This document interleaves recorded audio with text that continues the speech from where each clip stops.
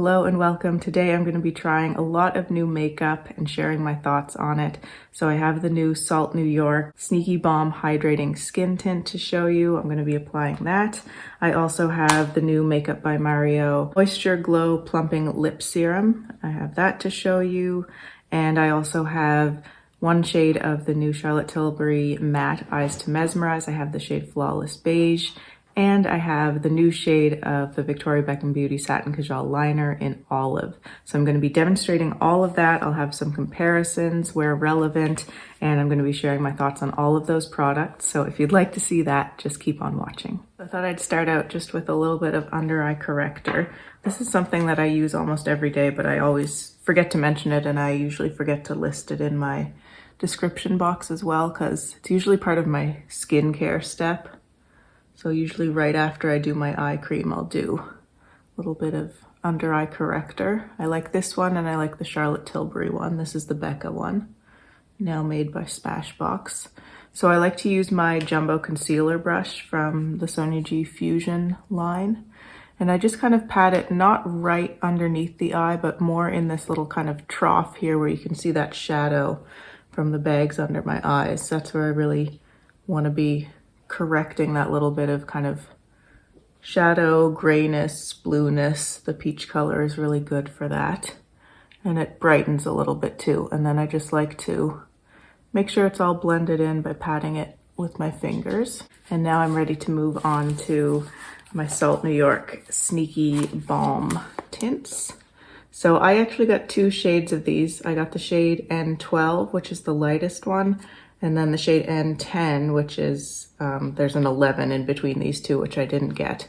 But my thinking was that I could use N12 as my sort of main overall color, but then I could use number 10 for more very subtle like shaping and kind of shadowing and sculpting of the face, and it works really well for that actually. So I wanted to just mention that I'm going to show you them together.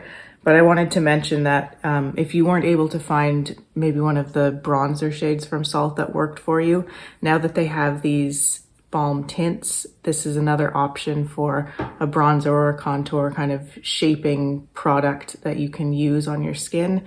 You could just choose maybe a darker shade of the balm instead of going for a bronzer. This has less warmth to it than their bronzers, and you can really customize it because they have 12 shades. You can really go as light or as dark as you want to with it. I have tried applying these with a damp beauty blender.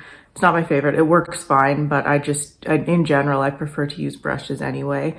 And I've really been enjoying using my Sonia G Jumbo Base brush for this product. I just find that makes really quick and easy work of it.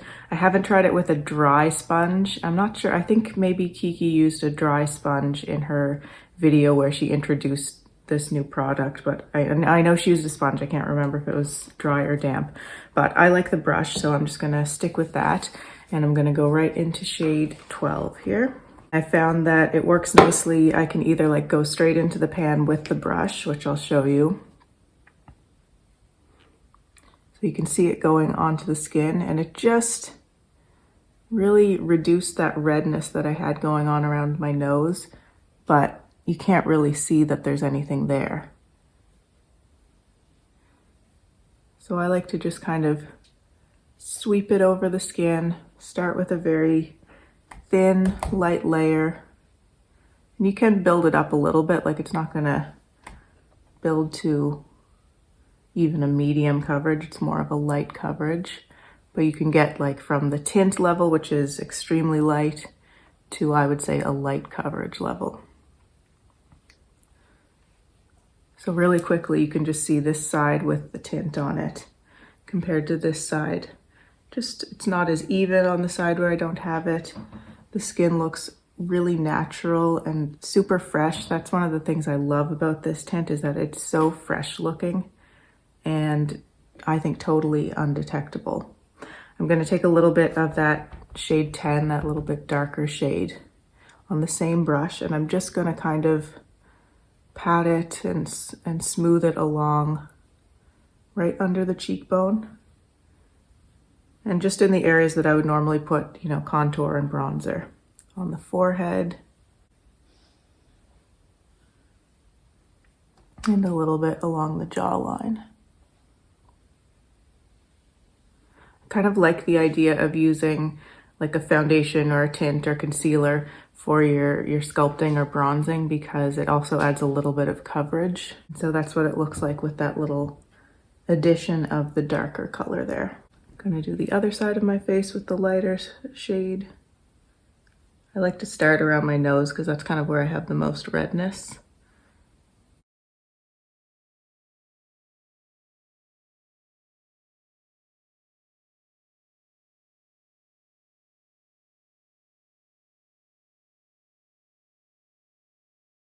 So hopefully you can see the subtle difference there with just the lighter shade without any of the addition of the darker shade there compared to this side with the darker shade.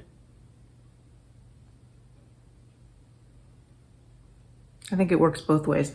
You definitely don't need to have two shades of this, but I just enjoy that effect, especially for a very minimal makeup look. If you want to look like you're not really wearing any makeup, which these tints are fantastic for. They are aptly named. They're quite sneaky. And you just wanted to, yeah, look like you're not wearing makeup, but have a little bit more definition to the face. And I'm going to put a little bit of the darker shade down the nose. Just kind of warms everything up. You can see that. And then if you felt like you'd gone overboard a little bit with adding the darker shade, go back in with the lighter one. I'm gonna just use a smaller brush. This is the mini base. And this is where you could also kind of build up. So I was gonna use concealer today, but I think I'm not gonna bother. I think I'm doing fine with just these tints and that little bit of under eye corrector.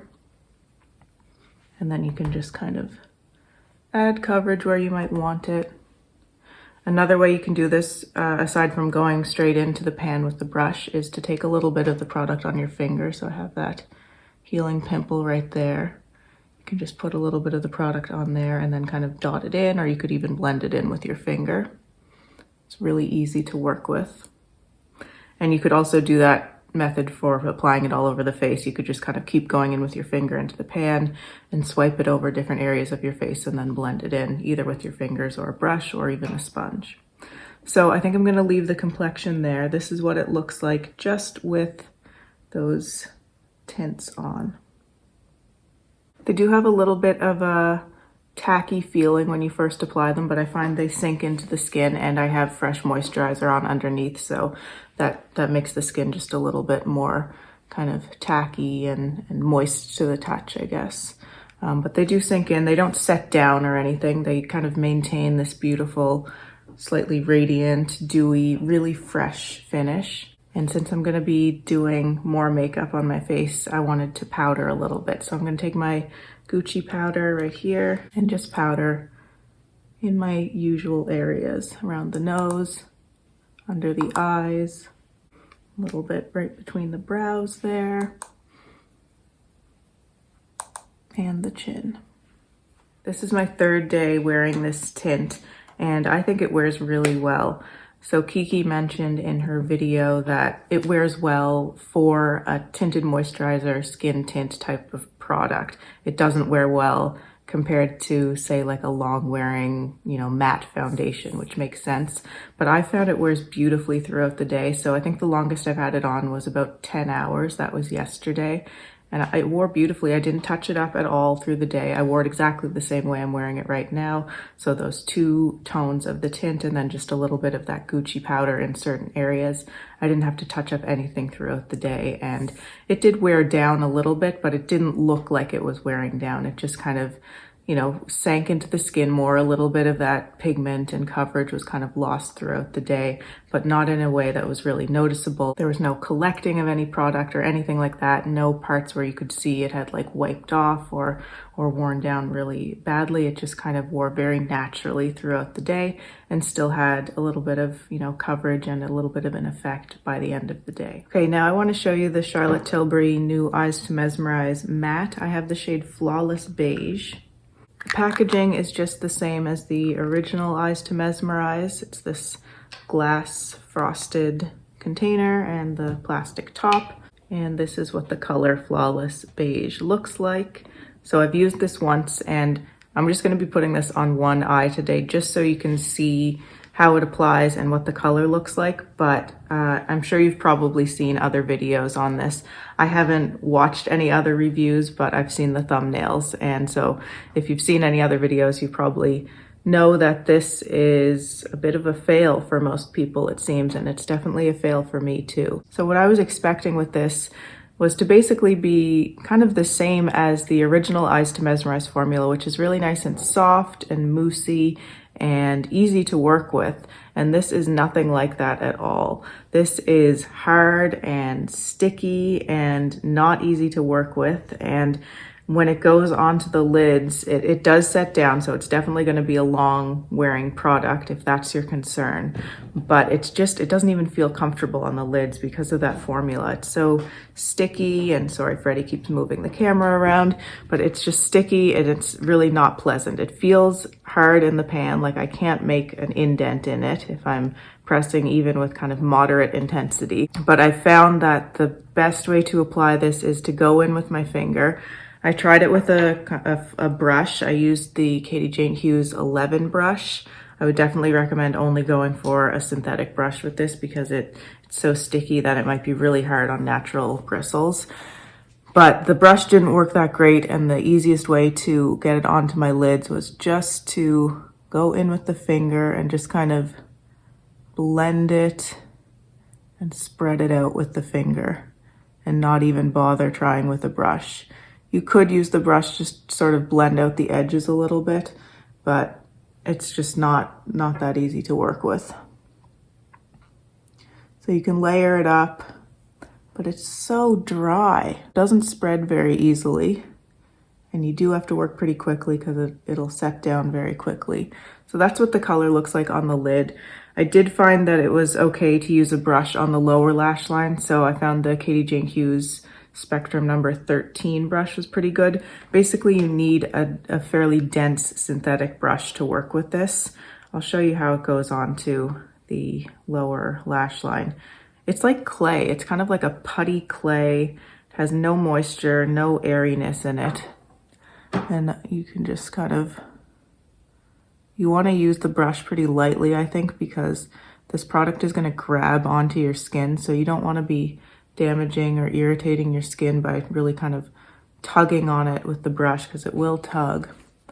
But it's not that hard to get it on the lower lash line, and then you can also use that brush around here. So I don't mind the look of it like that. And the first time I tried this, it looked okay at the beginning. The lid was fine. I didn't have any creasing or anything like that, and the tone was even all over the lid. But as time went on, I found that it started to kind of bunch up and it started to get patchy. So some areas would be a lot darker than others, and it just felt really dry and not very pleasant on my lid. So that's what Flawless Beige looks like.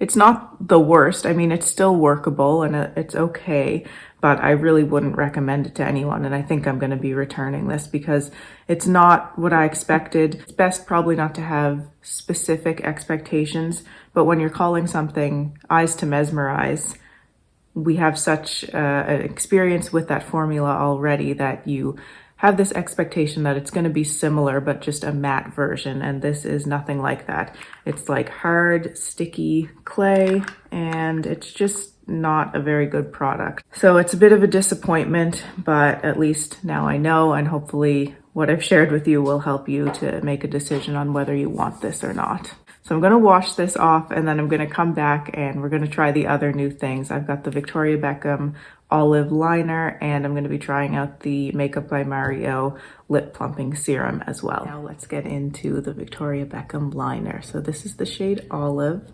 I've been wanting her to come out with a green shade ever since I first tried her liners. Her liners are my favorite. I have all the shades, and I love green on the eyes, so I was so happy when I saw that she had brought out this olive shade. So let's just get this right on the eyes. I saw a Victoria Beckham Beauty Instagram post the other day where they were promoting this liner, and it was something like line, blend, or smudge, repeat. So that's kind of what I'm gonna do. I'm gonna line, and then I'm gonna take a little brush. This is the Wayne Goss 06 from the Edit collection. and kind of smudge that out so we can see how it looks when it's more sheared out, kind of more as a cream shadow type situation. Blends super easily. The formula feels just the same as all the other shades. Then I'm gonna keep going and intensify that color at the lash line. Just keep going like that. There's 2 layers blended out. I'm gonna do one more layer of more of a proper liner, but I wanna see what happens if I just take what's left on the brush here. I don't like too much depth on my lower lash line usually, so I don't wanna go in and really draw that color on and blend it out. I just wanna take the excess of what's on the brush just to give a little bit of a shadow there and just a hint of that color. And I'll do a more proper liner.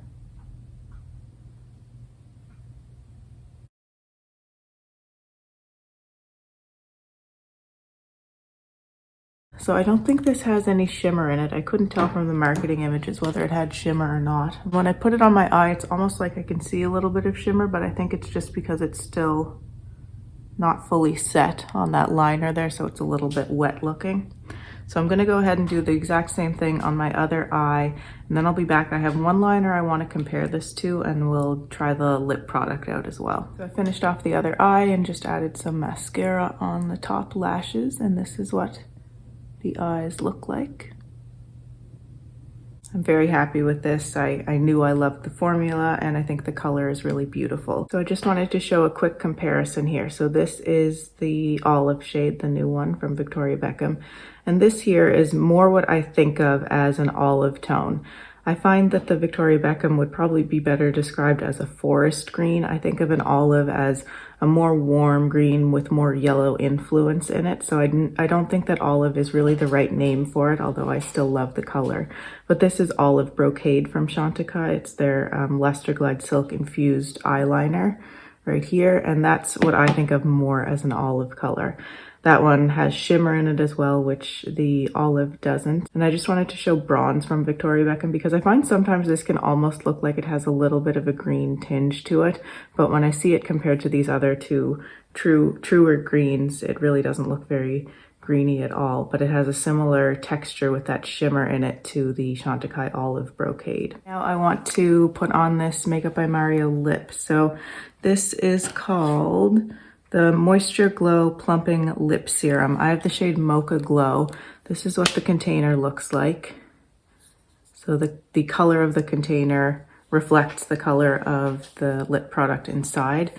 It's very, very lightweight. So to me, this doesn't feel like high-end makeup. It feels a lot more like drugstore makeup. It's super lightweight and not high-end or luxury feeling at all. And it's one of those components that you have to click up. So you twist it and it clicks up, but then you can't twist it back. So you have to be careful with how much product you're twisting up. And there's what the shade looks like. So let's get this on the lips.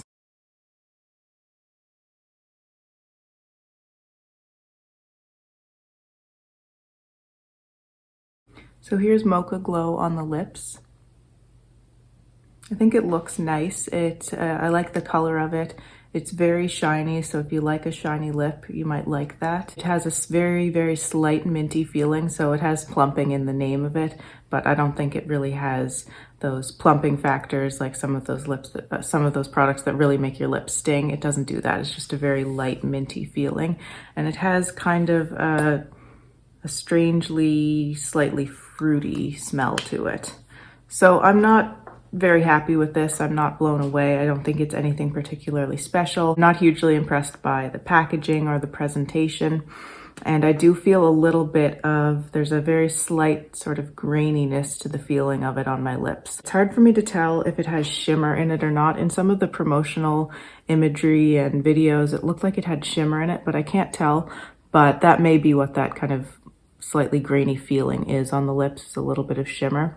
I swatched it here on my hand because I wanted to show it next to Salt New York's Cocoa Lip and Cheek Cream Tint Pro because I thought they would be pretty similar when I was choosing my color, and they are very, very similar in tone. And I think For a moisturizing lip product, you'd be better off with the Mario because the salt isn't really moisturizing on the lips. But I like the way that the salt one looks on the lips a little bit better because I'm not a huge fan of shiny lips all that much. And I just think that the salt one has a special look on the lips. It almost has this kind of stained, very thin veil effect, which this just is just a different type of product, so it doesn't have that same type of effect. So that's that for the Makeup by Mario lip. I love how the color actually looks with the green on the eyes, but I'm not blown away by that product. So lastly, I just wanted to show some comparison swatches for the foundation shades, so for the Sneaky Balms, and I wanted to compare them to the Westman Atelier Vital Skin Foundation. So I'm just gonna do some swatches here. This is the Salt New York Sneaky Balm in the shade N12. Then we have the Westman Atelier Vital Skin Foundation in the shade Atelier N. Then this one is the shade Atelier 0. And then this here is the shade 10 of the Salt New York, which, as you know, I don't use it as a foundation, but since I have it, I thought I'd just show it. So looking at these swatches, I think that the Salt New York 12 is probably closest to the Westman Atelier 0 shade. When you look at Atelier N, you can see it's a little bit cooler and rosier, and that is how that shade is described. So I wanted to just talk really briefly about the shades of the Salt New York tints. I would really recommend watching Kiki G's video where she introduces the tints because it's a very comprehensive video, and in part of it she talks about the shades, and they're all kind of supposed to be neutral shades. She talks about her experience as a makeup artist, trying to find foundation shades, and she's not a fan of the way that the makeup industry does the kind of cool, warm, neutral undertones, that none of those seem to really work for any one person. So she worked really hard with the shades here to find undertones that work across the board, across all skin tones. And she said, I think she actually said that all of these salt tints are warm olive undertones, which I found very interesting, and you might be concerned about that, but I think if you watch her video, you'll get a better understanding of why she said that and what she means by that. And I think that the shade 12, the lightest shade, is really excellent for me. I think it works beautifully. I think it's light enough. It's not one of those brightening type of light foundation shades, but it's a nice neutral shade, and I think it balances out the skin beautifully. And I think you could see when I applied it that it really does suit my skin tone. And because these have a little bit of that sheer tinting sort of quality, I think that anyone would probably be able to find a shade in this range that would work for them. I think the formula is phenomenal. I've mentioned recently that it's very rare. In fact, I don't think I've ever fallen in love with a foundation from first use, but this I think is the exception, because the first time I applied this salt tint to my skin, I was really, really excited about it. And I've been thinking about it so much since I started trying it. I've been wearing it every day, and it's something that I'm really excited about. I'm excited to apply it to my skin. I'm really happy about the way it makes my skin look. I think my skin looks so fresh, and it does have that little bit of coverage. It has almost a little more coverage than I was expecting, but it's so undetectable. It's really amazing, and I think it just is so flattering on the skin. So I'm going to be continuing to use this. I'm sure I'll be sharing more of my thoughts in a future favorites video, but so far I'm absolutely loving this, and I highly recommend it for anyone who was interested in it. The other thing you could do, because Salt New York has adjuster shades, so they have these strong primary color shades. They have a strong yellow, they have a blue, and I think there might be a red, and they have whites as well. So what you could do is get one of the white adjuster shades if you found that the shade 12 or any of the shades just was a little bit too warm maybe for you. You could mix in some of that white or other adjuster shades to make it something that you really want to do. So I think I may try that actually in the future. Trying mixing a little bit of the white adjuster in on certain areas of the face, so areas that I would normally use a more brightening concealer. I'm kind of curious to see how that would work. So hopefully I'll have a chance to try that out before I talk about these again in a favorites video, and I'll update you on how that works out. But I really don't think it's necessary, at least for my skin tone, to do that. But it's just another option if you were hoping for a little bit of that kind of brighter, lighter shade. And to sum up my thoughts on the rest of the products, The lip, I'm not very impressed with. I don't really recommend this. I think the color is nice. It feels fine on the lips, but I don't think it's anything special. The eyeliner, I really love. I think it's a great product. I love the formula already, and I like the color of it, although I don't think it's technically an olive tone. And the Charlotte Tilbury Matte Eyes to Mesmerize is a big no-no for me. I think that's a big fail and such a disappointment, because I think it had such great potential to, if it had been more like the original Eyes to Mesmerize formula, but just matte, that would have been really great, and I think a really staple product for a lot of people. I like the shade of it. I think the shade Flawless Beige was a very nice shade, and I liked the way it worked on my eyes. It gave me what I wanted in terms of the shade anyway, but the formula and the texture is just a big no for me. So that's everything. I hope you enjoyed watching this video. Thank you so much for watching it. Let me know if you have any questions or comments below. I always love to see those. And if you'd like to see more from me and you haven't subscribed to my channel already, I would love for you to do so. Thanks again so much. Take care, and I'll see you in my next video.